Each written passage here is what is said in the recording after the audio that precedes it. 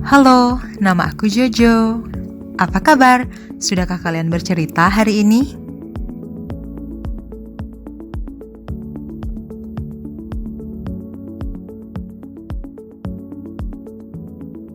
Pernahkah kalian berada di titik merasa jenuh, tidak bersemangat untuk melakukan aktivitas, merasa cemas berlebihan, merasa kesepian, ingin menyendiri dari kegiatan sosial dalam kurun waktu yang lama, nafsu makan menurun, merasa sedih dan menangis dalam kurun waktu yang lama?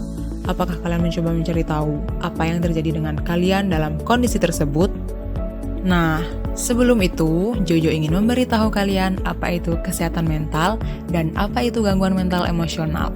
Menurut Undang-Undang Nomor 18 Tahun 2014, kesehatan mental atau jiwa ialah kondisi di mana seorang individu dapat berkembang secara fisik, mental, spiritual, dan sosial, sehingga individu tersebut menyadari kemampuan sendiri, dapat mengatasi tekanan, dapat bekerja secara produktif, dan mampu memberikan kontribusi untuk komunitasnya.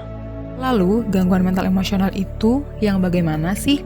Gangguan mental emosional adalah suatu keadaan yang mengindikasikan individu mengalami perubahan emosional yang mengakibatkan terjadinya ketidaknormalan sikap dan tingkah laku yang apabila terus berlanjut dapat berkembang menjadi keadaan patologis dan menghambat proses penyesuaian diri sehingga diperlukan antisipasi untuk menjaga kesehatan jiwa.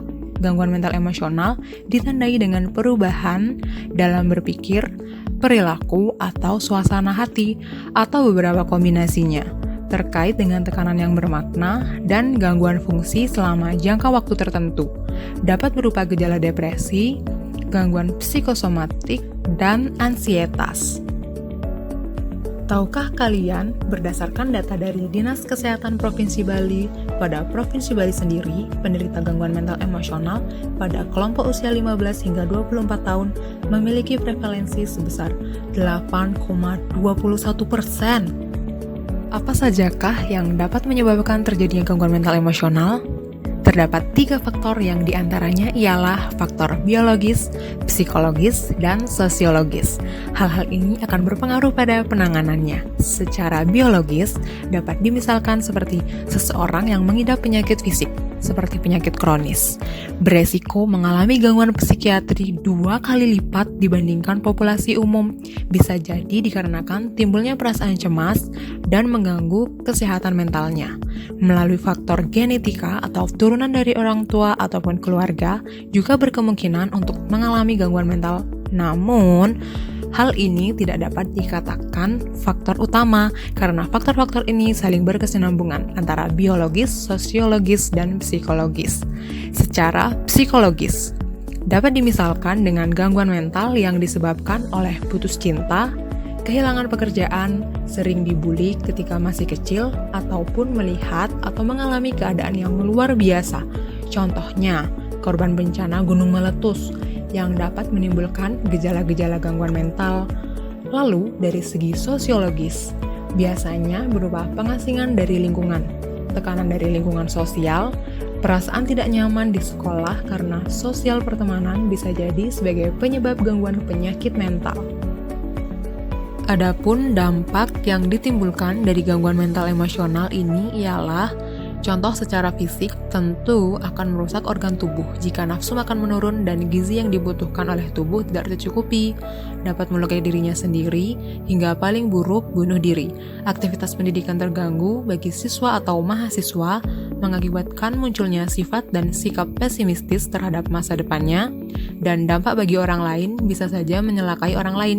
Contohnya, pemukulan, penusukan hingga hal yang tidak diinginkan yaitu pembunuhan. Ada beberapa tanda jika kalian rasa kalian memerlukan profesional. Contohnya, merasa sedih atau tidak bersemangat berkesudahan, mudah marah, emosi tidak stabil dalam kurun waktu yang panjang, tidur mulai tidak teratur. Dalam kondisi ini, biasanya waktu tidur tidak sebagaimana mestinya, nafsu makan menurun, merasa hampa, mudah lelah dan tenaga hilang, konsentrasi menurun, merasa harga diri menurun, perasaan bersalah, pesimis terhadap masa depan, hingga yang paling parah ialah melukai diri sendiri.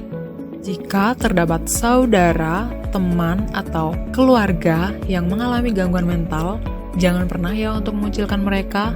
Cobalah untuk menjadi pendengar atas keluhan mereka. Terkadang seseorang tidak membutuhkan sebuah saran, namun mereka sangat membutuhkan pendengar yang baik untuk cerita mereka. Ajak mereka untuk menerapkan pola hidup yang lebih sehat dengan mengkonsumsi makanan sehat dan rajin berolahraga. Karena dengan berolahraga dapat membangkitkan hormon endorfin dalam tubuh yang mampu membuat tubuh lebih sehat, senang, dan lebih rileks. Sebagai pengingat untuk diri kita sendiri, seringlah bercerita dengan orang yang Anda rasa Anda percaya untuk bercerita. Dan jangan pernah lupakan untuk mengambil waktu luang sendiri. Lakukan me time yang berkualitas. Pilihlah pergaulan yang sesuai dengan kondisi dan kenyamanan kalian. Kurangi penggunaan media sosial maupun penggunaan gadget jika tidak diperlukan.